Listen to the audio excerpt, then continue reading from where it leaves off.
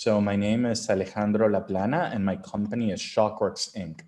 6 to 7 figure budgets, and that's just because we want companies that already have a management team that know how to allocate capital, have some notion of where they're going, because it just makes it easier to bring our model to fruition. Now, that being said, I would like to reach a stage through Shopworks 2.0 where someone with a $2,000 budget can, become a part of our ecosystem and actually come into the sandbox and play.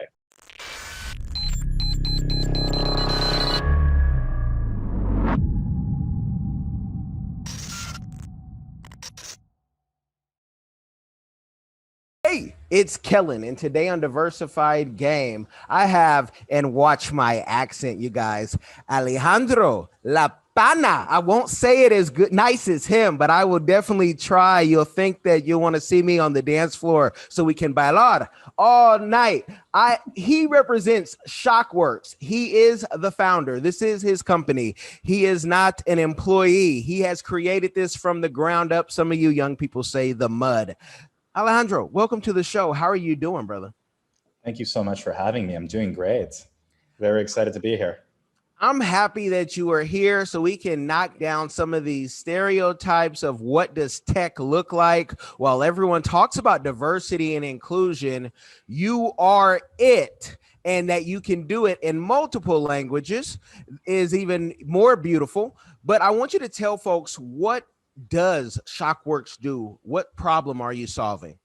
Yeah, absolutely. So with Shokworks, we started off as a technology services provider, very vanilla. So, building apps, building websites, e-com, games. However, we took a very creative spin because after years of not really having a technical background, rather having a financial services background, um, we found that a lot of our partners in delivery, we were good at selling, we were good at raising money, but they were just taking that money, becoming serial homeowners, not really focused on building value. So we inverted the model, focused it on partnerships, then became very embedded in sports and entertainment. So started working with all the top South American teams, even through World Cups, onboarded millions of users, started working with Liga MX, Fox Sports, then Real Madrid, Barcelona, PSG. Now we work with actually the Buccaneers and the Bruce Arians Foundation, Raiders, Steelers, all kinds of sports, La Liga. And what we found is that if you are partnership oriented and really focus on the data and getting to know your customer and do it to enhance the experience, not to broker out their data like other companies that I won't name do, then you actually can generate some pretty good business value and credibility. So with that, we took those proceeds and we decided to create a venture studio. So what we do is we provide in-kind tech services in exchange at cost in exchange for equity. So now we have our hands in several pots. So we got involved in VR for safety training. We're involved in games of skills, right? We just launched High Speed Hands Up, a skills-based poker game. We work with the NFL on gamification and second screen experiences, soccer, you name it, right? So we have about 30 portfolio companies that we sit in the cap table of and are involved in the management. And in addition to that, we have 300 full-time employees. Interestingly enough, almost 22% of our employees are female, 90, about 87% Latino. Wow, nice. And so not having a, technical background, which later on you guys, you'll see that he is more technical than he puts on.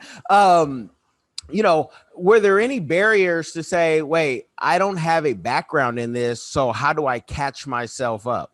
What did you do? Yeah, absolutely. I think the way, initially it was frightening. I'm not going to lie, right?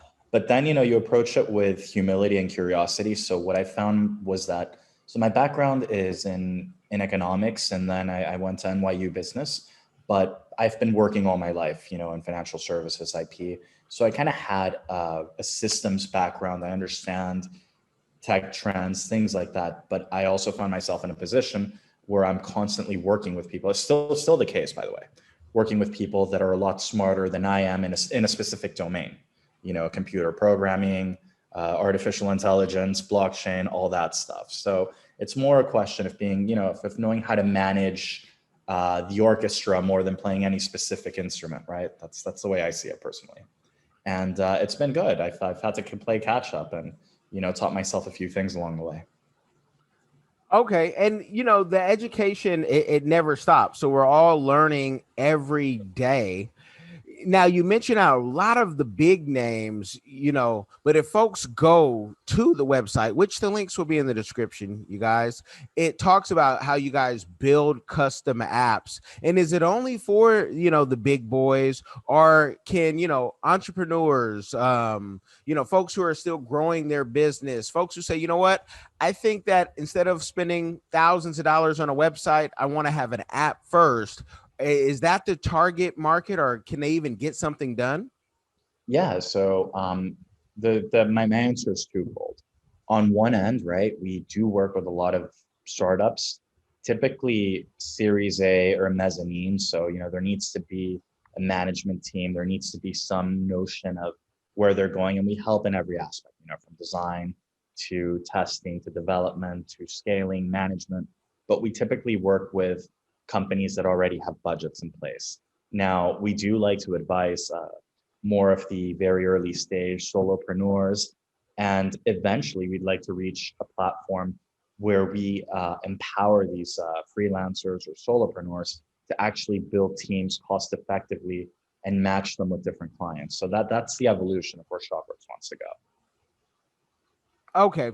And so where would you say that budget starts? And I ask because for clients, who want apps, I always tell them at least have, at least $8,000 to spend, where, that's can be a starting budget depending on the type of app. But, where should they be? Or should they be at 60,000 before they contact Shokworks?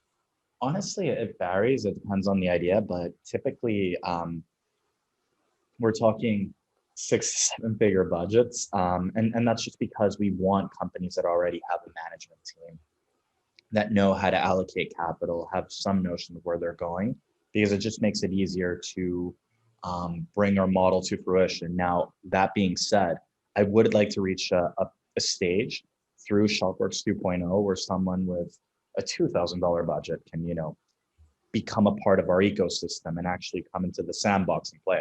Okay, yeah, that's when you get into the almost the Walmart factor, man, or the McDonald's factor, a billion sold, because everyone has 2,000. And can you talk about why your company needs that budget, like what goes into place versus you always get these emails as an entrepreneur, hey, we can build your app for $2,000. I've heard people going on Fiverr and getting an app, and I'm like, hey, cross your fingers and pray. I hope you get something that's functional and approved on the different platforms to be downloadable. But can you talk about what it takes? Because a lot of entrepreneurs don't understand what it takes. They just sometimes feel like you're going to give them a template of an app that you've already done and, plug and play.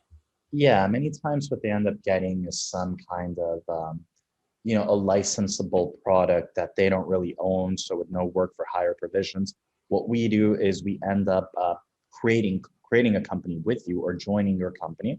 And with that, building it is one thing. You have APIs, you have the cloud infrastructure, you have the front end, you have the UX and UI. There's so many aspects that go into building a product that is actually good and people will consume and will make you money. Anyone can just build, an app for a bakery, but if you want to onboard millions of users, right, then you need a budget that is commensurate with that, right? So that's where we like to play at those levels, right? It's not just here, take your app and go run with it. No, let's be partners. Let's build, whether it be a VR solution, an AR solution, an AI solution, a fintech solution. So there's a lot of complexity that goes on behind the scenes. And the app is kind of just the front-facing interface, right? And it doesn't just have to be an app, it could be many things. So that's where we kind of come into play with more innovative startups that are fun, that are typically venture funded, and that's where we tend to find our footing best. However, all that being said, I would like to make everyone an entrepreneur. My goal is to de-risk entrepreneurship and equip everyone with teams, both technical, sales, and the appropriate client base so that we become a platform business. Now, on your website, you talk about, you guys can build on the blockchain. And I don't want to go too deep in that because I know entrepreneurs more recently, everybody now is, oh, crypto. And, this more recent thing of, oh, hey, Kellen, do you have any of that doggy coin? And I'm like, wait, Snoop Dogg? Yeah, this, and then Snoop Dogg tweeted it out, right? And it was like, everyone was like, folks who knew were laughing and others were like, let me just doggy coin. Oh, okay. What's going on? Maybe Snoop and Elon Musk have collabed, right? But the Dogecoin, folks were buying and people are getting more and more into crypto, where I don't like that personally, because crypto is for a different thing. Those who use crypto, why you use it. And you don't want to be regulated, and you don't want to go tell everybody on YouTube. But are you able to build for companies if they only want to get crypto, if they only want to accept crypto, or have it be an option? Is that something that you're able to push? And then the real question is, how do you do it without being part of somebody's money laundering scheme? Because a lot of folks want to get crypto so they feel like they can go take it to Malta, right? Or go somewhere and not have the US especially tax them. So how do you play that fine line, and where are you guys at with building on the blockchain?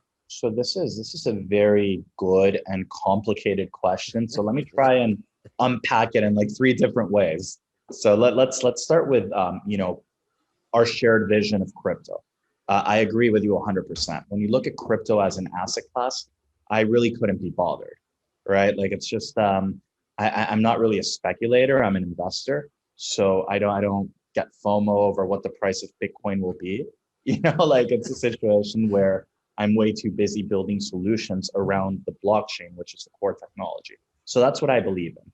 I mean, Jeff Bezos, as he was retiring as CEO of Amazon, he kind of gave a quote where he says, "I'm so glad I don't have to explain the internet like I used to 25 years ago." We see the same thing with blockchain. So what I think is, Bitcoin, Ether, all these other, pretty amazing products that unfortunately fell into, like the manic depressive tendencies of the market. These things, like, unfortunately, they were the pioneers. I see them kind of like in 2000. It's like the pets.com, the Netscapes. I think the technology still needs to mature, and then that's when you'll get the Facebooks and the Amazons. So to that end, what we do is we actually build skills. We have over 40 specialized blockchain developers, and we build around the Stellar blockchain. For instance, we have a project where we helped Kinesis and partnered with them to basically digitize physical bullion one-to-one. So now you can actually create a monetary system where you trade gold, right? You exchange gold through crypto one-to-one and with real, fully allocated. So it's all backed by vaults, golden vaults. In that case, I think that's an interesting solution. We also, another thing I like to do is I'd like to make the blockchain accessible. So we built a wallet with a note. And our goal, like when we designed it, is I want my grandmother to be able to use remittances cheaper than she would at a Western Union. So you put a little QR code on a note with an HD wallet, and it transfers fiat to crypto, crypto to fiat. And we did the same thing through our company, CryptoBucks, in the payments industry. So what we like to do is build solutions around the blockchain. The blockchain is the future, that's for sure. It'll be ubiquitous 10 years down the road.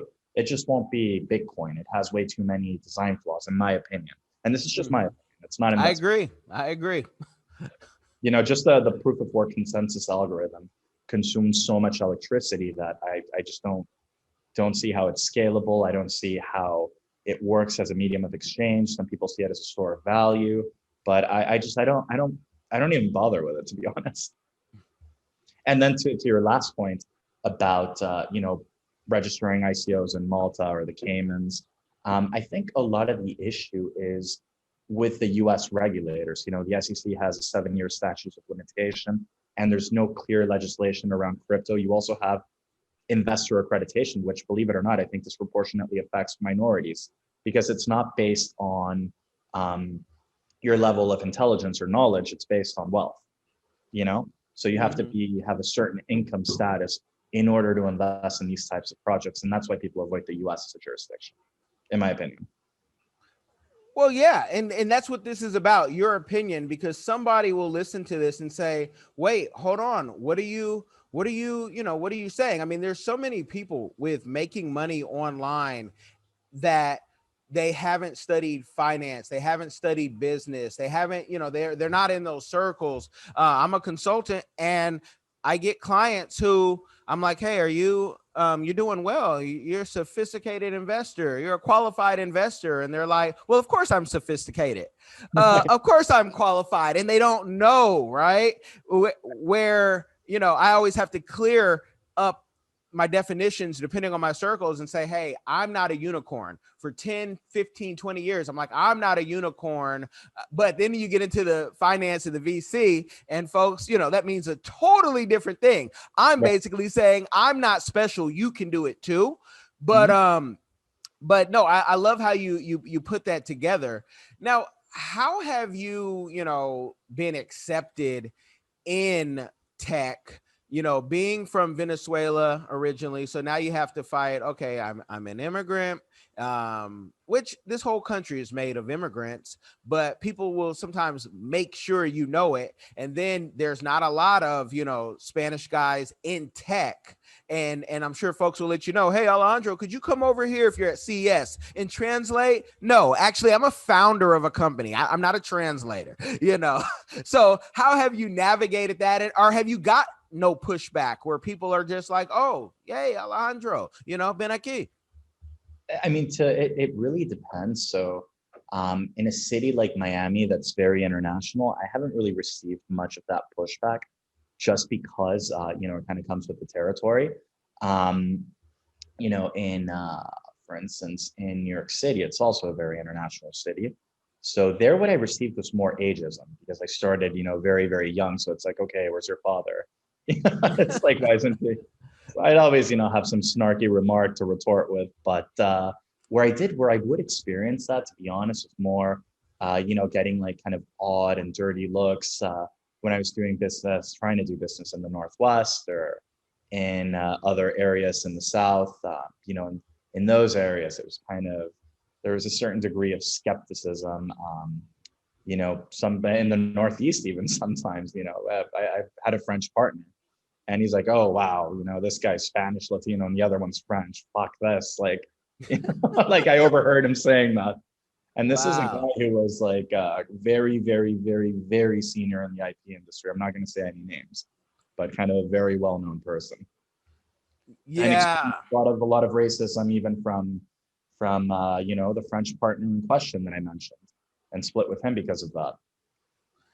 Yeah, no, this is good stuff, because you'll have people say, "Oh, well, Alejandro, you've made it. So, racism or any isms don't bother you because you've made it and you've been successful. So you should shut up instead of being able to talk about it, because there's others to follow you, and they may not have, that tenacity, that toughness to keep on pushing, because, as we talked offline, I mean, I've had people tell me, it's great that more colored PR and consulting firms." And you're like, "Colored?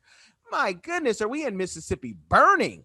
So we have to talk about it, and we have to be ourselves. I don't know about you. I've gotten much pushback. "Hey, Kellen, don't let your hair grow so long.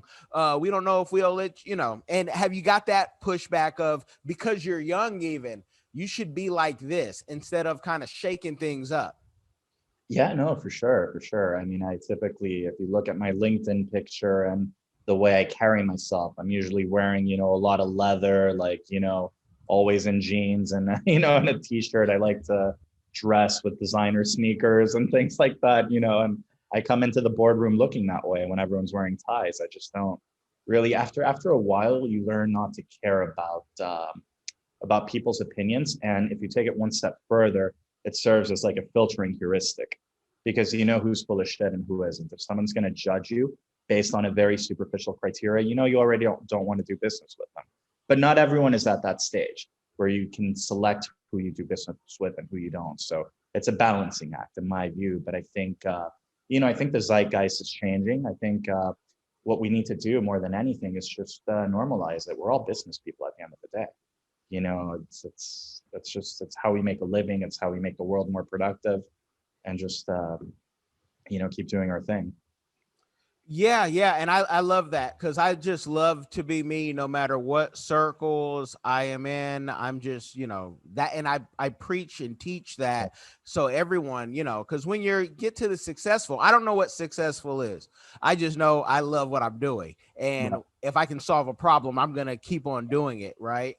But talking about success, with success, people have expectations of you. So how do you deal with, family and friends who've known you maybe forever, when they see you in the newspapers, they see you talking and you're speaking and they hear about you? How do you deal with that? Because, who much is given, much is required, and they really expect it. Hey, Alejandro, you think you could help me with my $1 million idea too? How do you say no? Right. So I'll answer this twofold. I've been very, very. Is it okay if I curse in your podcast? You are able to be you. This is about being you. Yes. So one, I'm very blessed that I've had a very supportive family. My brother works with me. My father has always been extremely supportive. My mother, she lives in Spain, very, very supportive. I have a 17-year-old sister, and I'm trying to help her navigate through this. So it's never there. No one's ever asking for anything. I'm always offering things. And and then the other thing is I'm very, very good. I've mastered the art of fuck you. I just I don't give any idea the time of day unless it's worth it. And I do have a soft spot for younger people, because when I was younger, a lot of people, either pretended to take an interest in me, just so they can use me, kind of chew me up and then throw it apart, or just kind of didn't give me the time of day until I was valuable, right? So I have a soft spot for helping younger people kind of build up their companies. But if people come and they don't come correct, it's just not it's kind of like Warren Buffett says, the best skill you can master is saying no and just keeping focus. Wow, you said something and it hit me, because I think of all the people, like when you come down, the folks who help you, love them, still to this day appreciate them, but there are those people who they say they'll help you, but what can they get when they want it? And you feel like I tell myself, I feel like a prostitute sometimes. You want to pull me in the car, and then once you got what you want, kick me out, and it's like, wait, you were gonna help me, and you promise. You almost feel like a kid, like you promise. As a grown man, you can't say that, but right. Because you're a man and you're like, nah, hey, I'm going to take what I can get. But I love that you put that out there, because I think a lot of folks go into depression when they get disappointed by someone they thought was going to be a mentor or open a door, and then you don't hear from them anymore. Man, I'm rhyming right now. This is bars. Yeah, no, it's that's why it resonates very deeply, because in my late teens, early 20s, it was the same thing, right? So typically, they don't give you the time of day until you're valuable, and when you're valuable, I've even had legal situations with people I thought were mentors and friends. They just take what they can get from you. So in many ways, I'm very thankful that happened, because it taught me to be extremely self-reliant. I just don't need, you can only depend on yourself. And that's what I try to relay to, younger people. So when, I'm in the board, I'm getting in the board of my high school. I'm bringing in kids that are younger, and trying to help and mentor them, actually sticking to what I say in a very no strings attached capacity. So that's one thing I'm kind of passionate about. Well, tell us, and I know that you mentor and you're a member of the investor network and other things, and have a heart for young people, and I love that. And one of the things I said, hey, I want to have this guy on, because I have the same thing. I can't tell a young person no for anything, or for professor, will you talk to our college? I can't say no because I got to give it to them the way the professor maybe can't, or the teacher if it's even younger kids. But what is a community give back that you are doing or that you want to do in the future? So that's a good question. Obviously, one thing is fostering entrepreneurship and de-risking it. So I think through the private sector, through what I do at Shokworks, um, I believe kind of in public-private partnerships. I believe in doing well and doing good. So there are two things that I'm specifically targeting. One is the evolution of Shokworks. So to be able to provide a platform so that any, I don't know, say you have an interest in design, take a few courses, that I can pair you with professional designers. And in addition to that, find you the appropriate clientele at the price point that you're ready for, and then help you scale, market yourself, handle all the business aspects, right, operationally for you. So you can be a master of your craft and an entrepreneur. I think freelance platforms are good, but they've kind of outlived their utility. There's a lot of fraud. It's all based on a rating system. It's all over the world. You can't really, people don't trust it. So I kind of want to break that model and turn freelancers into entrepreneurs. And then the other part is through my investing. So right now I see the meat industry, the cattle industry, ranching industry as not just a dying industry, but a very corrosive industry. So I'm doing a lot of my investing in plant-based lifestyle e-com brands, in addition to lab and plant-based substitutes to animal protein and dairy. So it's kind of, voting with their dollars in many ways. Wow. Well, no, that's great stuff. And Venezuela, I know, is known for, good meat. I know sometimes Argentina, and I don't know that other country. It's a small one, Brazil. Uruguay, Brazil, yeah. Yeah, everyone, Brazilian steakhouse, but so many good meat dishes. I'm 200 pounds for a reason, people. I like to eat. So no, this is good stuff. When you started your company or anywhere during the journey, did you take angel investment money or VC? So that's again, there are two sides to the story. Mm-hmm. When I started, I did. So obviously, I used to believe the Silicon Valley narrative and fallacy where you need to raise money in order to get started. That's complete and utter bullshit. That is not true. You can build profitability without having angel investors or institutional capital. So what I mean by that, when I started, I actually raised way too much money than I knew what to do with when I was 23. And as a result, partnered with the wrong people and was a little bit, I won't say reckless, but wasn't as careful as I normally would be, right? Where it more organic. So step two of my life, I built Shokworks from scratch, and it's all self-funded, profitable. And not just that, now we got to make investments in over 30 companies. And I've personally invested in about 100 companies. So it's a situation where, I think if you have high startup costs, then yes, it makes sense to seek out investment. But if you can kind of bootstrap proof your concept and then, raise capital strictly for growth, you're in a much better position. I mean, you want to approach investors from a position of strength and not a position of need. And also, not everyone should be raising money. There's a reason why more than 95% of startups fail.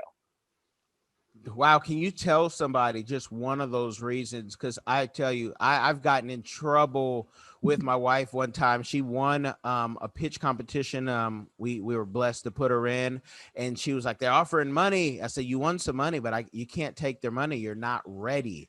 And I'm part of this business, so you're not ready. And she just didn't understand that for about 3 months because she was busy doing her own dream, doing her trainings. And so can you tell people one reason why they should not take money? Because, I mean, this is real money. This is not just, hey, we're going to run to the Cayman Islands with whatever they're giving us.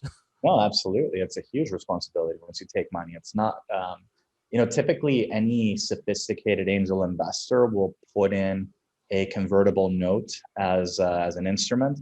So that's not equity, right? That's debt. When you think about it, they can easily convert that note. And now if you don't prove your model, you're down the rabbit hole for $200,000. So it's just a situation where you need to be mindful of what you're getting yourself into. And we live in a very weird startup culture where people celebrate raising money. I think that's absolutely ridiculous. You're just annexing a responsibility, and with that, you need to perform. So what I tend to gravitate towards is bootstrapping until you prove your concept. Once you prove your concept and you understand, your customer acquisition costs, your lifetime value of your customers, and how it operates at scale, then raise some money when you know you can actually grow it and make money for everyone. Wow, that's game. You guys, I don't want to give you a game overload. I do want you to go check out his beautiful website. Links will be in the description. You guys, you can't be broke if you listen to this, because you're hearing how entrepreneurs started, sustain, and are succeeding in business. Alejandro, is anything you want to leave the people with? No, look, I mean, honestly, the only thing I'll say is just crack at it. Don't be over reliant on investors. And the other thing I tend to say is just seek out information, and don't take advice from people unless it's your doctor, your attorney, or your CPA. Just kind of listen to yourself, trust yourself. Man, you guys like, share, subscribe. We thank you for listening and watching. Be blessed.